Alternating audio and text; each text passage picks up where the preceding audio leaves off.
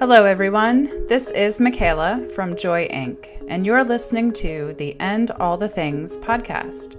As a life coach and facilitator, I work with individuals and groups to empower their best selves to shine to the betterment of all involved.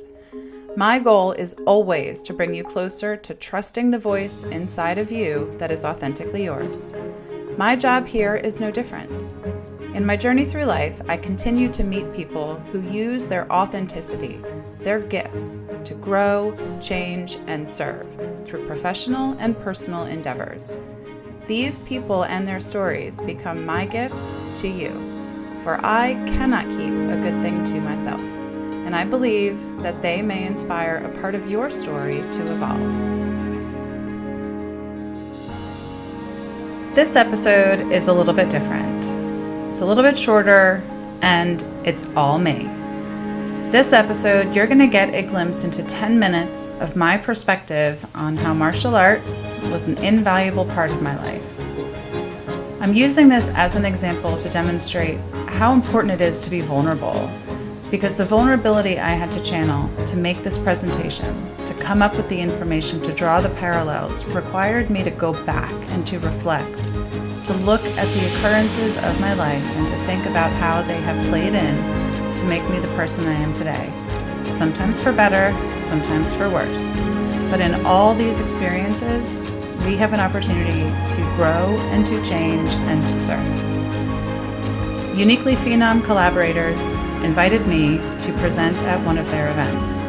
This event was powerful. It was packed with stories of evolution and desire and change. I'm honored to have shared, and I hope you enjoy my story.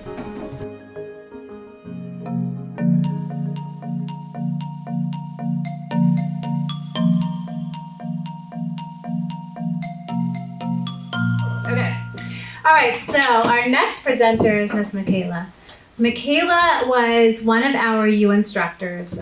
So she brought her beautiful gift of creating joy for people and helping them find their joy. And she's just this amazing, amazing person. And I had the honor of working with her to find my joy, because I'm certainly not joyful enough these days.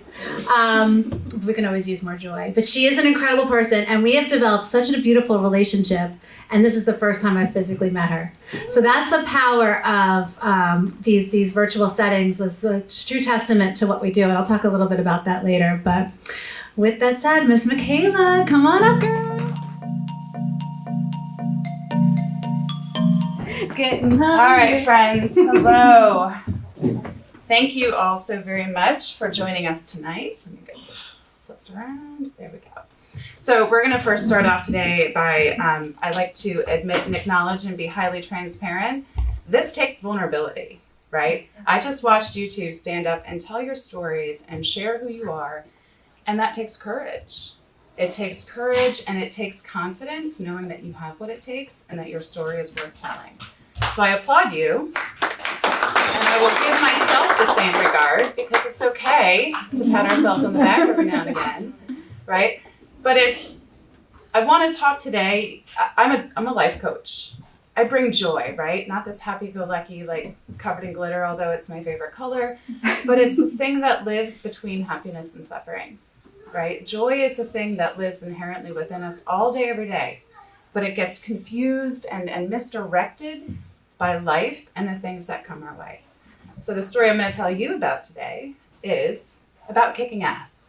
Right? Just kidding. That's actually not at all what martial arts is about, and we're going to talk about that in a second. So I say that because it's interesting to talk about joy and then to talk about martial arts, right? It seems almost like the opposite. But what you're going to find today is that martial arts, in my way of being, just like joy, is not about the pushing and the hurting. It's about the creating the safe, creating the kind, and creating a place that makes yourself and others feel welcome. Okay? So I do have a black belt. Okay, you want to see it? Sorry. I do. And I left mine in the car. Actually, literally forgot it's black, but I have another one. So look at this, right? Beautiful. Hand stitched, legit in Okinawa. This is a beautiful piece of art. It is a beautiful thing. And I am incredibly proud of it. As I say in the intro, I do feel a very special distinguishment by saying I earned a black belt.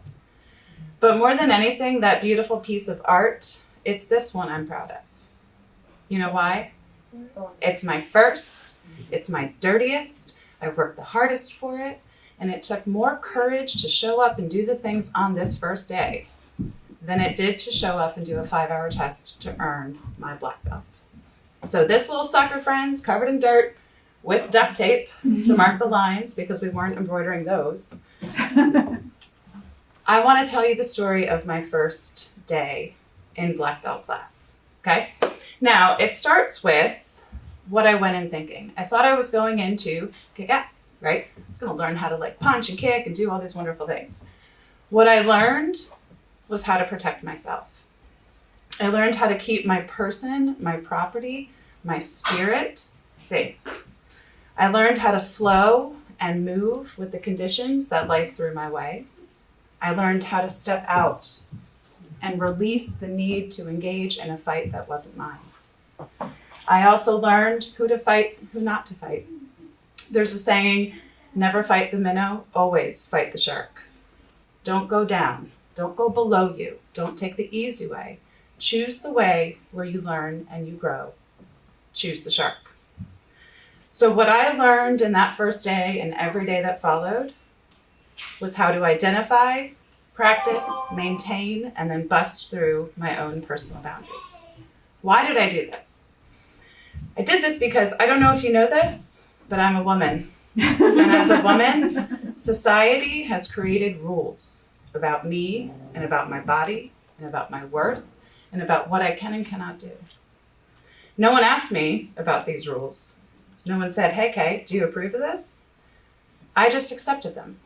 I learned very early that giving and pleasing and showing and serving got me praise. It got me credit. It brought me closer to connection. And that is what we are here for. But what I found is that I was giving and serving and doing, and I was doing it all at my expense. So, Seneca tells us we suffer more often in imagination than we do in reality. And in my imagination, if I spoke up, if I stood up, if I put my aggression, my frustration forward, disconnect. And I was not willing to risk that. I have family here. The idea of losing that connection to family was unfathomable. But I made that assumption. I assumed that if I spoke up, I'd be disconnected. I assumed if I stepped out of the good, perfect way that I was, I would be disconnected. I promise you, they will tell you otherwise. There's no way I would be disconnected from that. But I had to get over that, right? So my body and I, so used to serving, so used to being, so used to giving, had a harsh reality. In my reality, at this time I was 25, my reality had me pulling men's hands from my pants in restaurants and bars. My reality had me escorted home from bartending shifts. My reality had me in lockdowns in the classrooms I was teaching in. My reality had me breaking up fights in the classrooms I was teaching in. My reality was very unsafe, but it was mine. And damn it, I was committed to it. I was committed to it because that's where I was good and I could serve and I could help and I could be. But I was putting myself in danger. I was limiting myself, I was shrinking, I was shriveling. So when the opportunity came to walk into that class, my, God bless her, my sensei Marcy, about this big, about that big, 4th degree black belt in Okinawa Kempo Karate, 2nd degree black belt in Jiu-Jitsu, and the woman grabbed a pad and she said, okay, Michaela, kick me. And I said, hell no, no. She goes, you have to do this. This is what you're here for. So I get in there and I think I'm strong, right? And I'm in this like, I can take on anything position. And I stayed there. And I stayed there and I stayed there. And she looked at me and she said, you do this or you leave. Oh, I thought I mustered everything I had and I stood and I lifted like she taught and I kicked. Just like that. I was very proud. And she looked at me and said, you do it right, you do your self-service or you get out. And I think I cried. And at that point, I had to battle between everything I believed was right? I don't hurt people. I don't do that. I don't get to do this. I don't get to use my body to inflict pain, but I had to. I literally showed up that day to do this thing. And I had to learn how to step in and kick her like I meant it. And I think I cried again because it's hard. But what I learned that day is that the hardest step sometimes isn't a step. Sometimes it's a kick. But when we understand what's important and that we have the right to protect this body, our people, our beliefs, we also have the right to create the boundary. To say, I see you. Karate, open fist. It's a war without weapons. It's a war in the head, a war of practice and preparation. Here are my boundaries. You want to come further? Hang on. Is this my fight? Hang on. Oh, you're coming? Here we go. It is my last resort to go to violence. The dojo kun is the rules of the dojo. The fifth one is refrain from violent behavior. That is to yourself and to others.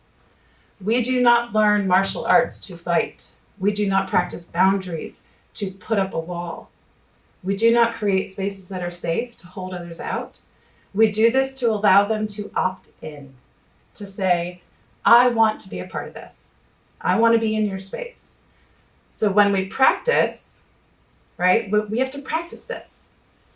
Because if I just stood there in that position saying, I got this, all of my strength, all of my courage, I'd be knocked over, right? The force would be too much.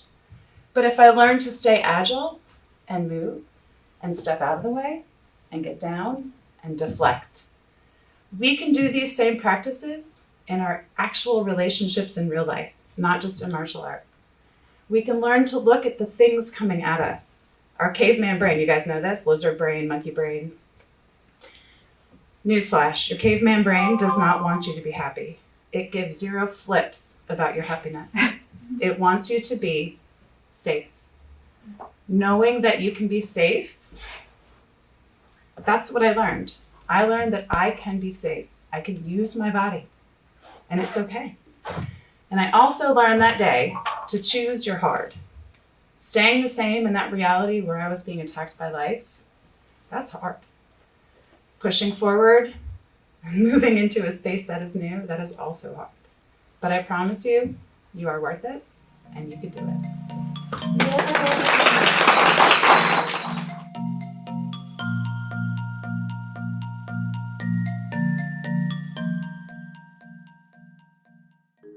And that's a wrap on another episode of And All the Things. If you enjoyed today's show, please like and follow on Apple Podcasts, Spotify, and YouTube. If you really liked it, please go ahead and rate it. Then think about who in your life might also need to hear it and any of the other episodes we have shared. Then share it with them. When you find something meaningful, something valuable, you've got to share it and pay it forward to those you care for. Thanks for joining us, and follow along on Instagram at MyJoyCoach to see more of me, your host, Michaela Burdyshaw. And as always, make it a great day.